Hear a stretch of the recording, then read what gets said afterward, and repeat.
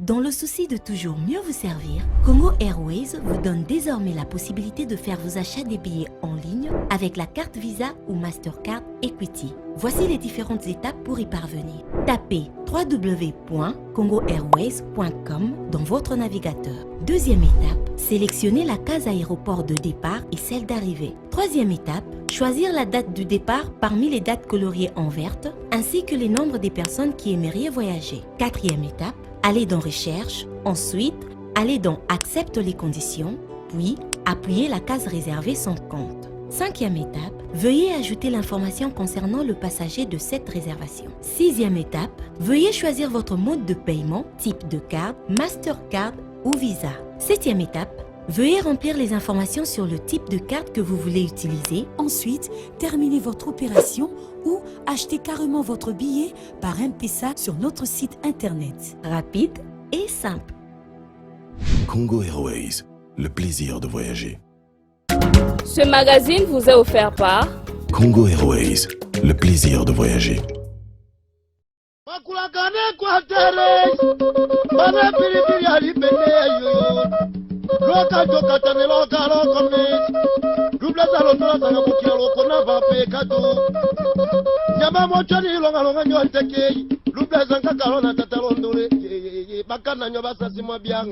Mukumba ya koloba makambo Equateur na Kinshasa tangu yazoloba makambo oyo ebongina alakisa bango que les premiers habitants de l'Afrique s'habitent dans les forêts équatoriales. Ye sengeli alataka bukumu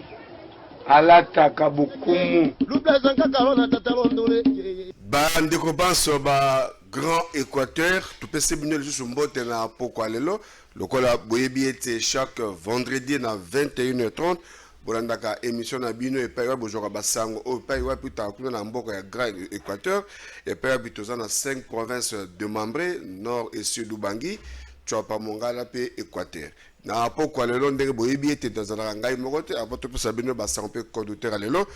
tokopesa maloba ndeko kumpo tapesa bino pe mbote ndenge boza kolanda. Merci Ndeko Patrice, merci na batu nyonso ya Grand Équateur de Mambré, Sud Ubangi, Nord Ubangi, Mongala, Équateur et puis Tchouapa. Ma pesi bino bambote ebele, merci. Na pokwa lelo toza sous ndeko na biso Michel, maman Nicole Meleki azaki na biso seka moko te, ndeko Michel mbote. Mbote Patrice Boto, mbote nkumu mpote pe na bato bazolanda biso. Moi mikolo ezalaki mwa ebele, mais sikoyo tozongi, oza émission na biso, to akolobela makambo ya province ya Grand Équateur. Mais ndeko Michel bandeko batuninga bona zangi pe réponse apesa bango babiyo na AGM oza soute au sai sondeni comme web psycho. Bon, merci. AGM na salaki, to vanaki moi mikolo umelaki, et ça presque 10 ans. Alors esenga kape ko repos esenga kape ko sabe makambo susu sikoyo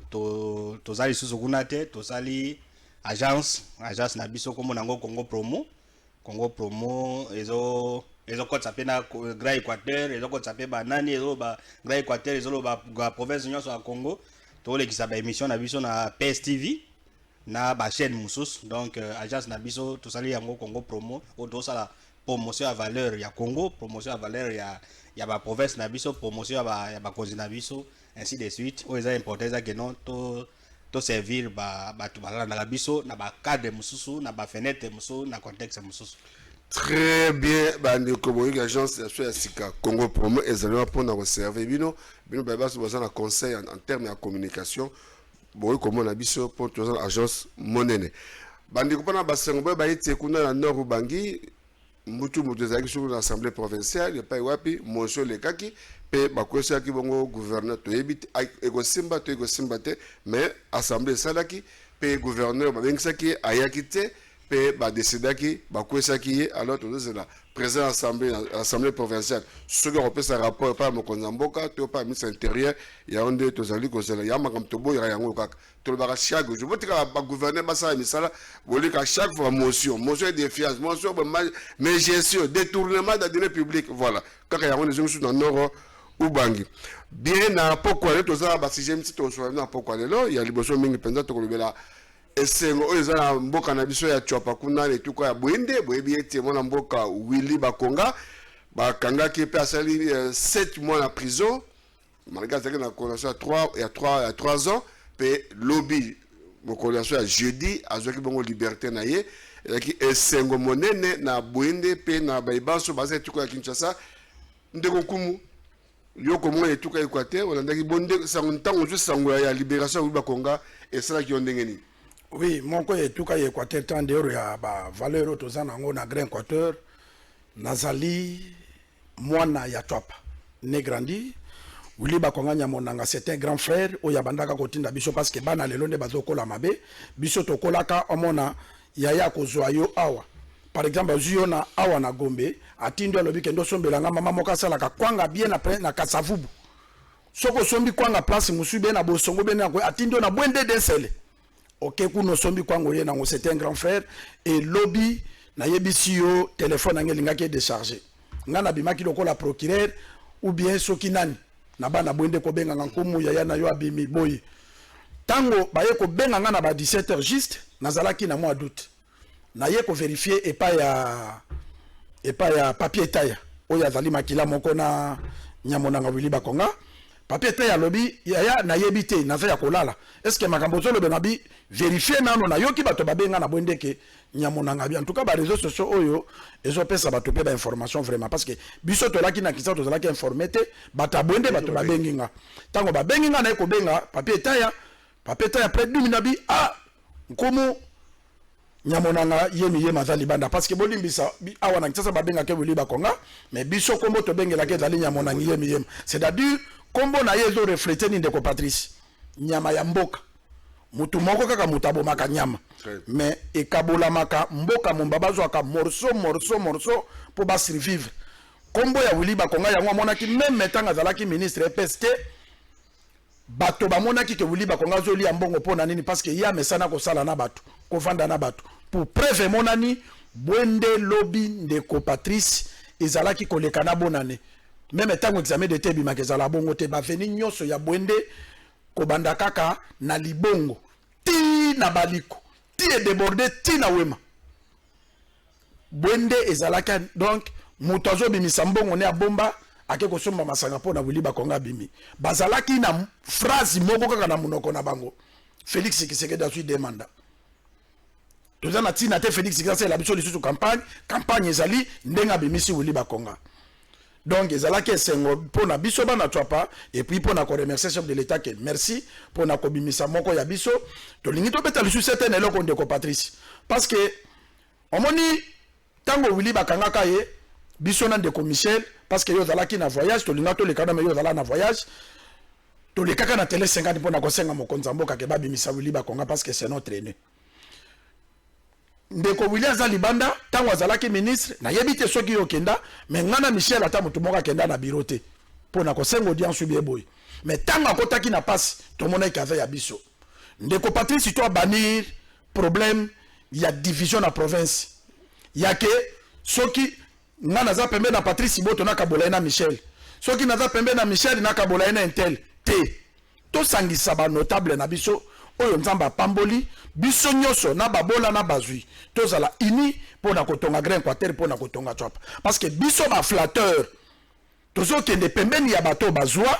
pona kokabola bango omoni te nkumu atanga Wili Bakonga omoni te nkumu atanga Intel omoni te nkumu atanga Mpeto omoni te nkumu atanga Liota omoni te nkumu atanga Kibo ce sont nos frères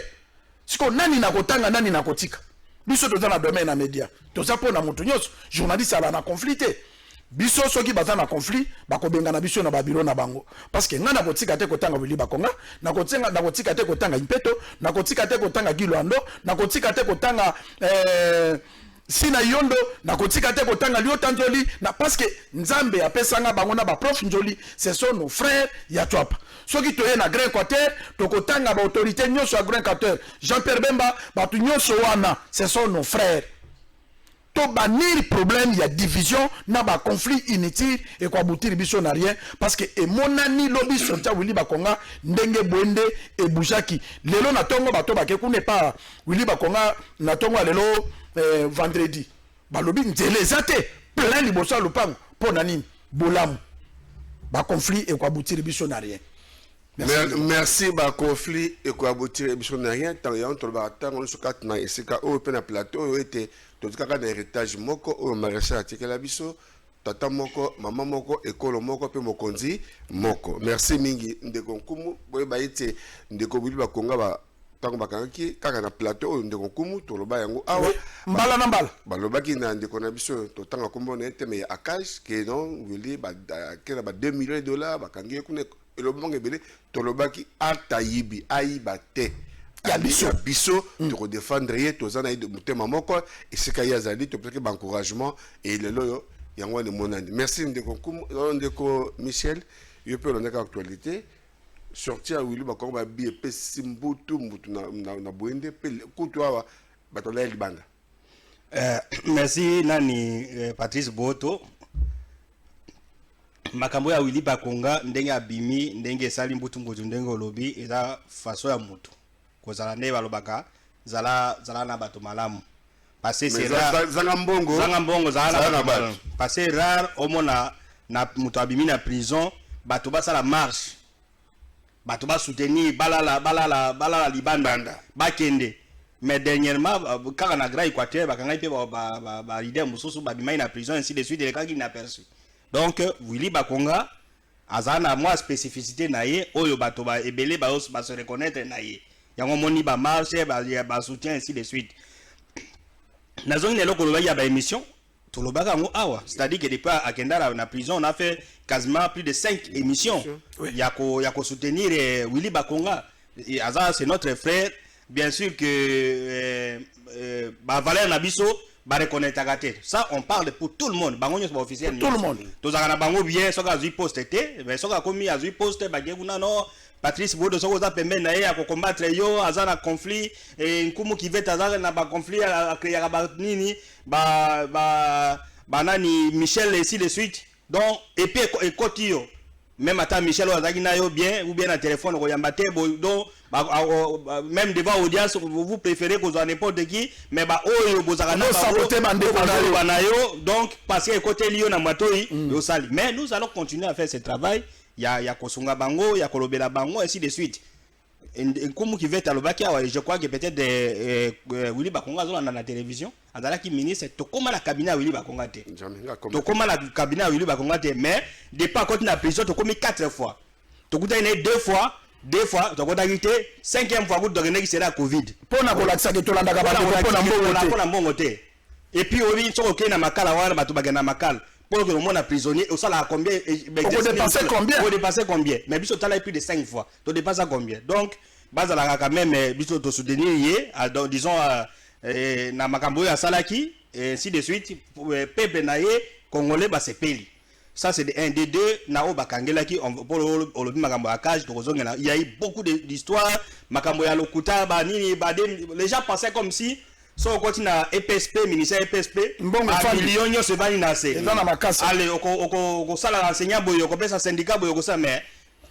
remplacer yi na ministère wana c'est la personne qui l'a combattu pas que na cour de cassation afunda ki ba école ba école fictive ba biloko ebele mais tala oyo remplacer Willy Bakonga résultat pesi na Congo na domaine ya enseignement est-ce que ba millions oyo Willy Bakonga avandela ki ya azobandela ngo je doute fort. Est-ce que balongoli ba école kuto musuba yeko sala o ba ya tchaki na balise ono ba école fictive ainsi de suite ezana ki école nga na tanga EPE kombo école d'application catholique ye kombo créé en 1954 koko ya bota papa na nga atanga na école wana papa ya bota ngai atanga na école wana nga atanga na école primaire wana depuis 1950 mais ba 1954 ba misa on a liste école fictive donc pour na nini ka yono Bakonga zaki wana mais en réalité ba keko privé même enseignant atanga 5 ans na 6e primaire salaire naie depuis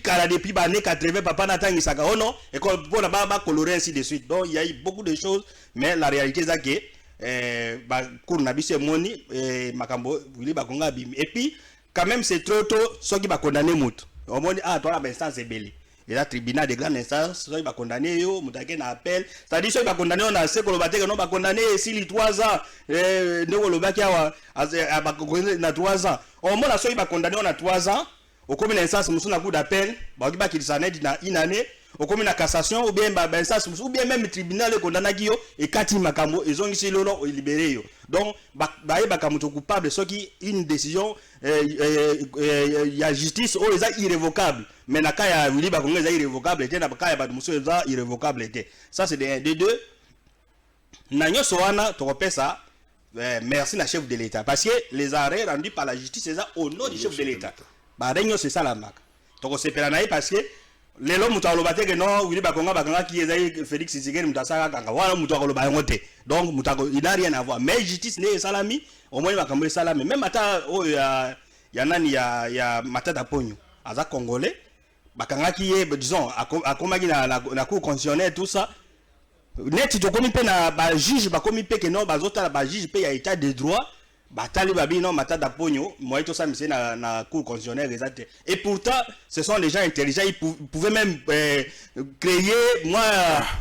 artifice mon ya droit que non ya na premier ministre il faut tout ça mais qui va libérer tout ça. Donc to kopé ça merci la chef de l'État. Justice c'est ça la moussa na même attendre Matata Ponyo personne ne dira que non Matata a été arrêté par Tshisekedi Mdatindi même Willy Bakongo ainsi de suite même ba mususu. Donc bateau justice c'est ça la ba libérer bango. Et puis yango tozongele awa parce que na bito sa ba émission awa to ba ka ya leader na zongele oyo nkuma oti koloba to bana loba no Willy Bakongo za leader non akumi bakomi si Willy leader bato bakena na basongi songi po bapesa bango mbongo basa na bango nini batangi yo leader batangi yo leader mais leader c'est qui to la définition leader awa yo za leader na ngiringiri oza candidat député na ngiringiri ye aza na barumbu Willy Bakongo a été élu député depuis 2006 c'était lelo nga jour ya ba publication avec examen ni ba résultat élection en 2018 ya ba député nationaux nga za na Bwende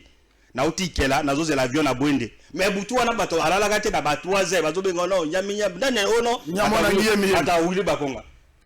na tuwaze na nini mutu wana c'est un leader et puis la preuve va que yango le salem et puis même ndeka lobby vendredi nde bato bazalaki na nini même ata ba service à l'état bon ba le kananzela ya Willy Bakongo wana o bakena ba monga lima ba mona bato ebele ndeni likuna ba libanda service ba moni que non c'est un leader. Parce que za mutu wa muibi mutakota la muibi azate. Donc mutu na mutu aza nini zalaka malamu na bato humble et ainsi de suite yango population a récompensé Willy Bakongo na koyambaka ye et puis je pense que bakometsa ye sur le plus haut parce que avant na ina bato malamu et puis ainsi de suite. Voilà on a gina lo bana libération ya mwana. Merci ndeko Michel Pendeko komu na ba précision ba précision au Italie ndeko na biso Willy Bakongo boy ba été Willy Kendeke Brazzaville pour na problème santé azaki na corona il fallait joindre là que nemkila poto makima kite pour le moment kinde est belé donc akendeki des problèmes de santé il n'a pas détourné à saboter le gratuit enseignement parce que lui-même est un enseignant. Comment à saboter le gratuit enseignement parce que lui-même est l'artisan on a concrétisé au rêve chef de l'État c'est le ministre de Patrice pour la kobakisalo bien quand on dit gratuité chef de l'État a pesaka à lobby mais exécution nango. Donc ceux qui passent bien mais c'est gratuité même na bonde bazo benga comme gratuité abimi gratuité abi donc pour prouver que atambu ça qui vit et puis elo que c'est 5 années ndeko Patrice ndengo za journaliste salaka musala na yo bien pourtant okokoma na passe bato bako récompenser yo par rapport à travail na yo il faut kolongola ka flatterie il faut kolongola ka sentiment lelo même bande ko na ba base o ezalaka ya IDPS balobi ke ndeko Willy Bakongo azalaki moto ya famille politique ya chef de l'État te mais asaleli vision ya chef de l'État 10 sur 10 voilà mais ndeko wana oyo aza sikoyo azali famille politique ya chef de l'État mais abomi parce qu'il a commis 7e na 6e oh eza lisusu 7e na 8e oh eza lisusu na gratuité de babanda ko foot mais Willy Bakongo akutanaki pe na moment ya passe ya Covid soki ebimaka ke année blanche mutu moko alinga condamné à balobi jamais na ko ma vision ya Félix Tshisekedi a créé enseignement en ligne enseignement télévisé non Willy Bakongo za icône et toujours senga po na biso po na ko conclure nango ke bato baza bien po na ko sala na mboka na vision chef de l'État et ça ba Willy Bakongo si ça verra aujourd'hui que Mokonzi sali remaniement si ça verra aujourd'hui que président Félix a vu deuxième mandat abosa na Willy Bakongo parce qu'il est véritable pédagogue o ya fandi ça parce qu'il a venir ya lobby et ça bato compétent ba kotambu enseignement donc azongi sa Willy Bakongo na ba fonction na ye pour na servir le pays. Merci. Par rapport à la gratuité, on peut l'appeler mais c'est la gratuité. Oui. Dans le sens que 6e, nani 7e, na 8e, na règne à Willy Bakonga Bafuda Gidje. Parce qu'on considère ça les prolongement école primaire. Oui. Les lots, on a la na niveau wana, bah école na ba on va à $220. Biso tout même na baro. $220, 6 et 7e na 8e. Donc des arbres va pesi bango date au plus tard le 27. Le 27 novembre awa. $220 na bango so il faut que le foot dans bon one. Et ce n'est pas tout. Na ba oya école primaire na matete ba école à matete directrice ko dazo benga bango ba école catholique directrice abing ba wono to solo la ba papa baba na kopesa kaneti ata moi quelque chose na fait ya moi ngala bi mama est-ce yo ozo risque wana ke bakonza mboka ba bi gratuité za na na primaire ba to ba na ko cotiser quelque chose donc même na ba pesi la ku d'école moko na matete nani ya basango na sima kuna na kota paroisse abi école primaire bana bazo futa. Donc le comité des parents donc au moins c'est ngai na za notable pour dire que ministre Oyazawana Azamuto IDPS il devait être le premier à servir chef de l'état dans domaine naïe dans secteur naïe mais tala na secteur naïe 7e 8e bato bakomi ko futa là on comprend que non babi pour tomber ça bango raison que non ils a gratuité pour ils a primaire mais c'est bien sûr que non année passée ba futa guité mais l'école primaire comment la école va comment négocier que tomber ça ba il y a quelque chose moi ba mbongo ya motivation comme bato secondaire bazui biso dozwa yo za muto ya IDPS yo za muto président pourquoi tu n'as pas fait ça tala muto yo o bano non aza camp politique mususu négatif enseignement yo muto za nego commission enseignement. Merci na bino bandeko boza kulanda biso poko lelo merci mingi boki ndenge bandeko balobi pona o etali ndeko na biso Willy Bakonga epai ya vandi eseka ya zwa mikuna nanda kuna eseka na bana amokoti na bana na mwasi azwa kimia pe bandeko banso tozali simana epe on est de cœur avec lui kola boye bien te mikolo mizali ko ya ma bongisa mimi nene za kata mboka na biso et ça pour la première fois et ça na tout na biso Équateur. Quand la boyebi conférence de gouverneurs, ils ont déjà annoncé na mboka Mbandaka, pewana mokonza mboka akufule terre na biso ya Mbandaka. Ndeko nkumu. Tolandaki chef coutumier atemi pas benga chef de l'état na banko na akuzon koi po itabi okomo konzi kazo yaka wa Mbandaka. Yaka pa bateau yo babanda musala konzali. Kazo landaki yango. Alors chef azoko mabe na Mbandaka na commune de gouverneur malbani yoko zanango. Ndeko Patrice, d'abord merci et puis félicitations. Merci pourquoi? Parce que Félix Tshisekedi a Kitakuna pour la conférence du gouverneur le 15 décembre. Félicitations pourquoi? Tango biso na yoto bandaka koloba awa Nandeko Michel que bati kabobo. Parce que président de la République basi ba poni conférence du gouverneur il fait dans l'Équateur. Ce qui est le gouverneur à Longwe nandi akoyamba mokonza mboka. Voilà. Lelo tozui raison. Ce qui est le bobazongi eza mutu moko ko telemate. Aucun sénateur, ni député national, ni nani, c'est le président de la République.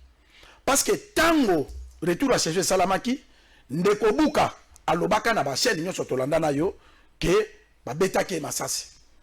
Mokonza mboka asilika na bureau. Akomi na bureau agangi alobi comment bakoki ko beta président assemblée masasi. Abengi ministre intérieur.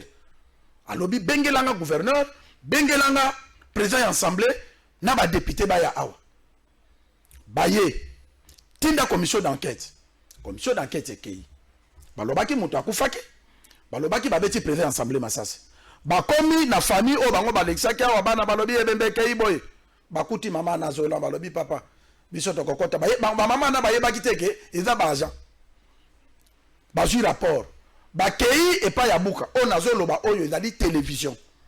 buka kendeke pas médecin moko na Mbandaka a opéré ye a beti anesthésie a passé le pota batuni buka babeti o masasi o tezala kinde bayone ah papa bayone tindenge ni yo tambusi sango awa ke babeti yo masasi commission d'enquête wana eye na rapport epesi chef de l'état. Tala bolingo chef de l'état za lango na Grand Équateur. En tout cas Félix Tshisekedi azana droit à campagne na Grand Équateur. Président de la République à l'ingivement Équateur. On a vraiment des compatriotes à la sincère. N'importe qui a Kabila. Kakapo apesi de na pas exemple apesi gouverneur Mbongo tonga bandako. Gouverneur à Lembongo. Batuni ba est-ce que bandaka tonga ba délocaliser. Mais président Félix Abeti Liboko na mesa lobi a benga selo. A lobi aselo est-ce que aux solution na makambu Équateur alobi oui président assemblée babeta et massa c'était tala mamo balobaki akufa ata mutu moko akufa talobi na ko changer endroit ya conférence du gouverneur T et ko sala makaka na Équateur alors lokola likambeza la quitté zongisa bango on a maloba ya président de la République alors abengaki ba sénateur na ba député nationaux parce que bango nde baza ba notable ya mboka o ba délégué bango awa bayebake mokonzi mboka akokoma na Équateur il faut ba débat gouverneur na assemblée ezonga po bango nde bakoyamba ye nde azongisaki yango tokoma na ba député mosusu bakomi koleka ba changer version te mama oya aza na bureau d'âge ya aza mona muke ndenge nini ya kokoza la président mais bozalaka wapi tous ces abal pona koloba ndeko Patrice ndeko Félix alingi Grand Équateur ba politicien na biso bazala na bolingo ya province quand même bazala est-ce que ndenge ngana yo tozala na Michel to gagna mutu nani akoleka oya bima ministre à Grand Équateur apesa biso musala azate mais biso tozo servir province même pas la présidence de la République ba pesa biso mbongo te mais tozo sala musala ya ko mema ke mboka na biso ezwa tombwama oyeza normal marge ba qualifier ka biso bote ko lokota mama na moko na mbandaka aya leki na teva lobi nkubu kifeza lukaka ne mbongo na zo mbongo epa ya nani na yamba gouverneur bayende awa 4 fois abandaka à l'époque azolobela nani ministre d'état en fonction est-ce que apesa biso na $100 na plateau na lobi yango na TV mutunini ya Grand Équateur ya kabela ngai na yo biebo ya bengi biso do sala musala apesi biso ata $1000 oyo na télévision aya ko lobaki nkumu na pesa yo $1000 Michel na pesa yo azate to sala ka musala po na bolingo ya province tous tout batu nyoso wana memo basana ba kabina ba ministre memo basana ba kabina ba DG ba kabina ba nani eloko nini bango ba contribuer na province ko le kabiso mais notre souci ezali que province et que de liboso Félix Tshisekedi azoko mambandaka le 15 ndeko Patrice tozo senga na bana nyoso ya Grand Équateur bayamba mokonzi mboka bayamba ye parce que Félix Tshisekedi alingi Grand Équateur donc eloko na ko lobaka yango wana. Merci ndeko Michel TV alitango to kalema na mo lombango conférence de gouverneur na Mbandaka baliaka mbongo aliboso bato batonga bandako esamaka te et délocaliser cette fois-ci mokonzi lobi Mbandaka sentiment nous allons sentiment ezali ko remercier chef de l'état parce que mokonzi soka a décidé parce que au moins nde basa ba conférence de gouverneur ils a ronde so ba sisi a ba bito kozala prochainement na province boetel nde Mbandaka na ba pona bango Mbandaka la même avant démembrement yakala to repesa chef de l'état parce que importance na ngweza ndeli conférence de gouverneur non seulement ils ont institué la constitution mais ils ont sous conférence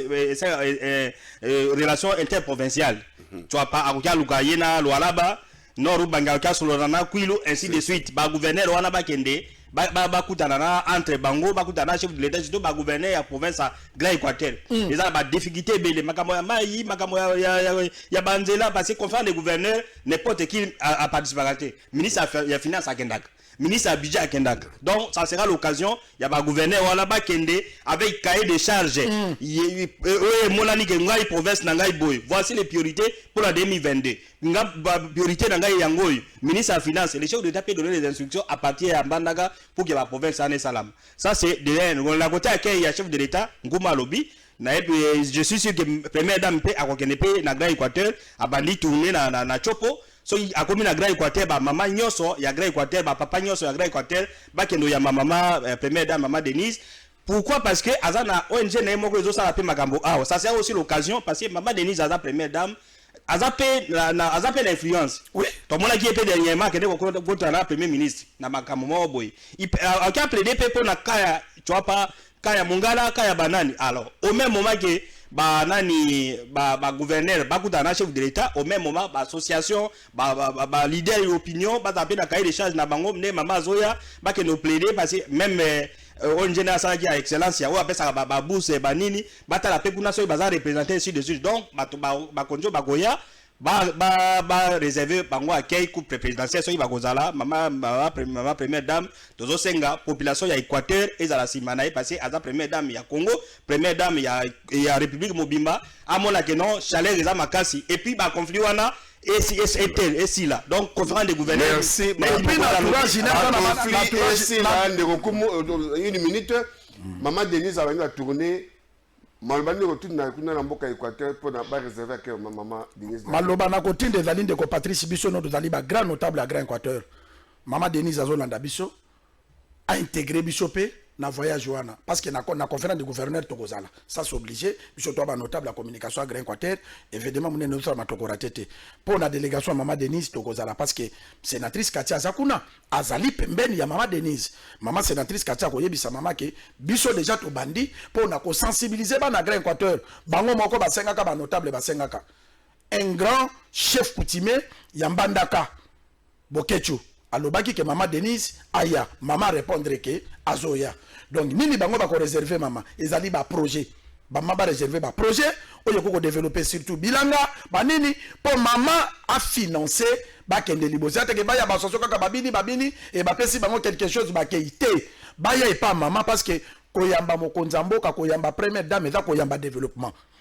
bakende na ba projet oye ko développer tout cas au lieu ba projet ko kende kana bambunda pona ko bina pe ba pesi bango quelque chose bazongi na bandako biso pe na communication tokozala na maman parce que même biso na Grand Équateur toza représenter la présidence de la République et ça normalité Grand Équateur ils ont combien de députés nationaux ils ont combien de sénateurs comment communication en Grand Équateur ils ont la présidence de la République et cause l'occasion biso pe to kuta na chef de l'état pour na to parce que to finga makatro ba autorité na biso ba pesa ka biso le côté mais to kumisa ka bango mais il faut tous à la cali soit chef de l'état soit qui tous à kuna to bando c'est que mokonzi tala makambe zo tala uti ko loba aw ba yebi que conférence du gouverneur de Équateur mbanda ke zali rompo ya Grand Équateur jamais ba été ba député na ba ko sa lisu motion na moment oyo ba linga ki ne ba réfléchir tout cinq gouverneur ba kuta na ba réfléchir pour na développement ya province ya Grand Équateur mais ba député ba zo continuer na ba motion biso collecte namba journaliste bazo travailler dans Bandaka province na biso to kokuta na président de la République pour to yebisa souffrant parce que le seul bateau o ba ki ko pesa information officielle ya province et za biso ba pandisango parce que soki to inama ba poussa biso musika ke to kota na ba cabinet na bango te parce que pour to mona na ba konzambo kate mais biso dozo sala kaka musala journaliste otika micro oyo te yo okozala le ministre donc comme ex mais kumuna de ko parti na Michel Bataka ba journaliste donc on a ko lo baka ya wana ke maman Denise ba yambaye parce que bango moko bato babenga ki maman pa yo kimbela na bango azoya donc ba bombela akei ba bombele ba projet. Très bien, merci télévision Zalitango on nous fait signe que Ngonga ekoki merci mingi na bandeko banso bolande biso boyoki ndenge to pesimbela bana ba itoka Équateur bana mbandanga bi per ingende lokolela basangu bino baso bozo baboto ko Patrice base honorable Bopanze ingende mobimba jour na bakanga ba porte bokanga parce que maman azali koya papa azali koya boyebi que papa ye nzalesili maman ye nzalesili wana tozela bango baza koya bo préparer ba cahier de charge o bo pesa bango gouverner baza ba cahier de charge concret nini to mboka biso ekende liboso merci na bebas banda ke biso tokutani vendredi ekoya ciao.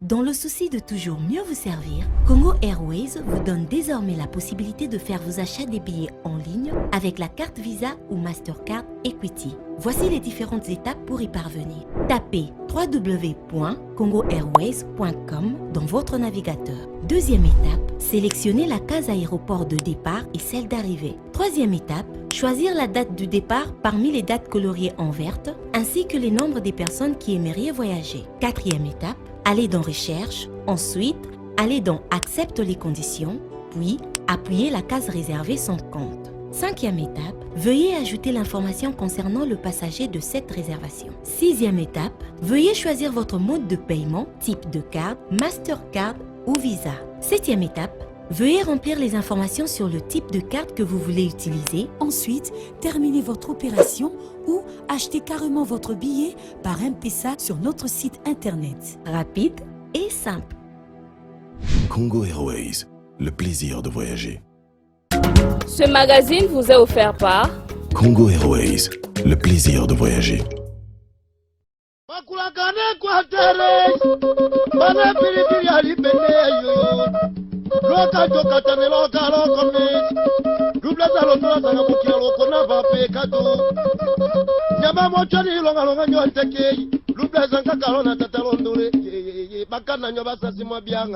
Mukumba ya koloba makambo Équateur na Kinshasa